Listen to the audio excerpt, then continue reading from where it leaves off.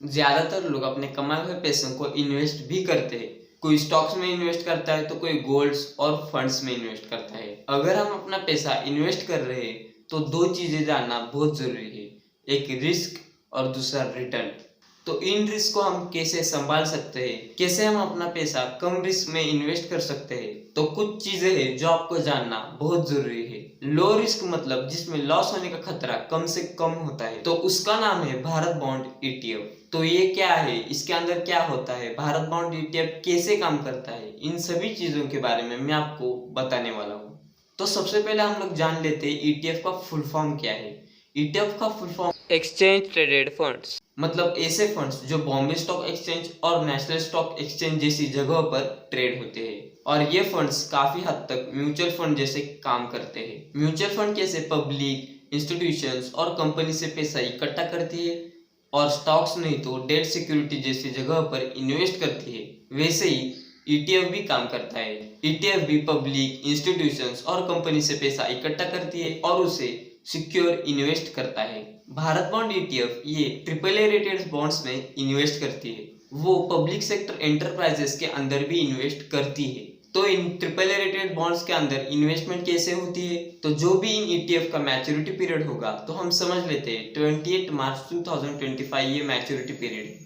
तो Bharat bond ETF ऐसे ही bonds में इन्वेस्ट करेगा जिनका मैच्योरिटी पीरियड 28 मार्च 2025 है। अलावा आपका 5% पैसा गवर्नमेंट सिक्योरिटीज के अंदर लिक्विडिटी के लिए इन्वेस्ट किया जाता है और इन्वेस्ट किए हुए बॉन्ड्स मैच्योर होंगे तो हम आसानी से इसे रिडीम कर सकते हैं, मतलब निकाल सकते हैं। तो इसके अंदर हमें कैसे रिटर्न्स मिलते हैं, जितना भी आपका पैसा रिटर्न्स के जरिए आता है वो वापस से री इन्वेस्ट हो जाता है और ये एक ग्रोथ फंड की तरह काम करता है। तो बॉन्ड मैच्योर होने के बाद हमें कितना पैसा मिलता है, तो बॉन्ड मैच्योर होने के बाद हमें लमसम मतलब पूरा अमाउंट मिलता है। और मैच्योरिटी की दो स्कीमें हैं, एक है 5 साल की और दूसरी है 11 साल की। जो 5 साल की स्कीम है उसका इंडिकेटिव पीरियड है 5% और जो 11 साल की स्कीम है उसका इंडिकेटिव पीरियड है 6.45%। तो हम लोगों ने ईटीएफ के बारे में पूरी जानकारी जान ली है। तो हम लोग जान लेते हैं भारत बॉन्ड ईटीएफ में ही हम लोग पैसे क्यों इन्वेस्ट करें, इसके अंदर हमें कितना प्रॉफिट मिलता है दूसरे फंड्स के हिसाब से, तो इसके बारे में हम लोग अभी जान लेते हैं।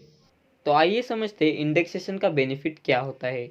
इस एग्जाम्पल से प्रवीण जो कि ट्रेडिशनल बॉन्ड्स में इन्वेस्ट करते हैं और रंजीत जो कि भारत बॉन्ड में निवेश करना पसंद करते हैं। तो समझ लीजिए प्रवीण और रंजीत ने 2010 में 1 लाख रुपीज़ इन्वेस्ट किए हैं। प्रवीण ने ट्रेडिशनल बॉन्ड्स में इन्वेस्ट किया है और रंजीत ने भारत बॉन्ड में इन्वेस्ट किया है 5 साल के लिए। और 5 साल के बाद दोनों को 5.71% का रेट ऑफ रिटर्न्स मिल रहा है। तो इन दोनों में क्या डिफरेंस है, सिर्फ रंजीत को ही इंडेक्सेशन का बेनिफिट मिलता है भारत बॉन्ड के अंदर और प्रवीण को जो ट्रेडिशनल बॉन्ड्स में इन्वेस्ट करते हैं उनको इंडेक्सेशन का बेनिफिट नहीं मिलता। तो इंडेक्सेशन क्या है इसे थोड़ा ध्यान से समझ लेते हैं। 2010 से 2015 तक महंगाई 4 से 5% सालाना बढ़ रही है। इसका मतलब जो चीज़ें 2010 में 100 रुपीज़ की मिल रही थी वही चीज़ें 2015 तक 120 रुपये की मिल रही है। यानी जो चीज़ें हमें 100 रुपीज़ की मिल रही थी वही चीज़ें 5 साल तक 120 रुपये की मिलने लगी। तो 5 साल तक जितनी भी महंगाई बढ़ी है उसे आपके प्रॉफिट में से माइनस करके जो भी आपका अमाउंट बचता है उस अमाउंट के ऊपर लगने वाला टैक्स मतलब इंडेक्सेशन का बेनिफिट होता है। और हालांकि आपको पता है ट्रेडिशनल बॉन्ड से कमाए हुए रिटर्न्स टैक्सेबल है। तो प्रवीण और रंजीत की दोनों की मैच्योरिटी अमाउंट है 1,30,000।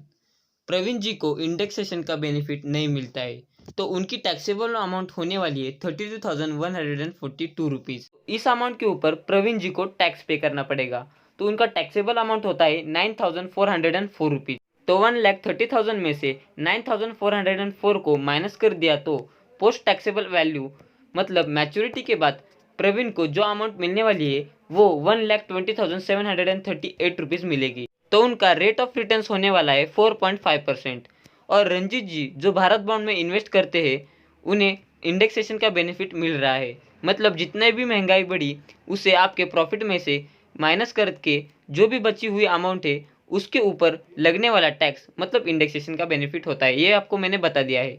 तो उनकी इंडेक्सेशन की जो अमाउंट है 1,22,000 है और उसमें से टैक्सेबल अमाउंट को माइनस कर दिया जाए तो 8,477 रुपीज़ होती है। तो 8,477 रुपीज़ तो उसके ऊपर एप्लीकेबल टैक्स है सिर्फ 1763 रुपीज़। तो 1,30,000 में से 1763 रुपीज़ को माइनस कर देने के बाद जो अमाउंट बचती है उनका मैच्योरिटी अमाउंट वो होता है। तो उनका मैच्योरिटी अमाउंट है 1,28,379 रुपीज़। तो उनका 5 साल के बाद रेट ऑफ रिटर्न्स होगा 5.41%। तो आप लोग देख सकते हो कितना बड़ा डिफरेंस आ रहा है यहाँ पर प्रवीण जी और रंजीत जी के बीच में। तो अभी हम लोगों ने इसके बारे में भी पूरी इंफॉर्मेशन ले ली है।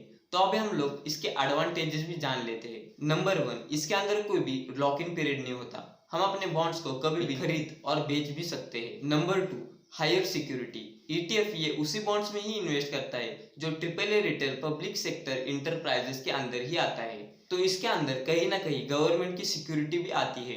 और नंबर 3, टैक्स बेनिफिट्स। अगर हम अपने बॉन्ड्स को 3 साल के बाद बेचते हैं तो इसके अंदर हमें 20% कैपिटल गेन टैक्स लगता है। और इसके अंदर इंडेक्सेशन का बेनिफिट भी मिलता है। मतलब जितनी भी महंगाई बढ़ी उसको अपने प्रॉफिट में से माइनस करके जितना भी प्रॉफिट बचता है उसके ऊपर आपको टैक्स लगता है। इसके बारे में मैंने आपको पहले ही जानकारी दे दी थी। अगर आप इसे 3 साल के पहले ही बेच देते हो तो आपको short term capital gain tax लगता है। मतलब जितना भी आपका प्रॉफिट हुआ वो आपके इनकम के अंदर ऐड हो जाता है और आपके इनकम टैक्स स्लैब के अनुसार आपका टैक्स कटता है। तो ये थी कुछ खास बातें भारत बॉन्ड ETF की। तो मैंने आपको इसके बारे में पूरी इंफॉर्मेशन दे दी है। तो अगर आपको इसके बारे में कोई भी सवाल आ रहा है तो मुझे नीचे कमेंट बॉक्स में कमेंट करना मत भूलिएगा। मैं आपको उस पर भी एक वीडियो लेकर आऊंगा, नहीं तो आपको कमेंट बॉक्स में ही रिप्लाई देने की कोशिश करूंगा। और अगर आपको ये वीडियो पसंद आती है तो इस वीडियो को लाइक करना ना भूलिए। और अगर आपको ऐसे वीडियो देखना पसंद है तो हमारे इस चैनल को सब्सक्राइब करना ना भूलिए। तो मिलते हैं जल्दी नेक्स्ट वीडियो में, तब तक के लिए धन्यवाद।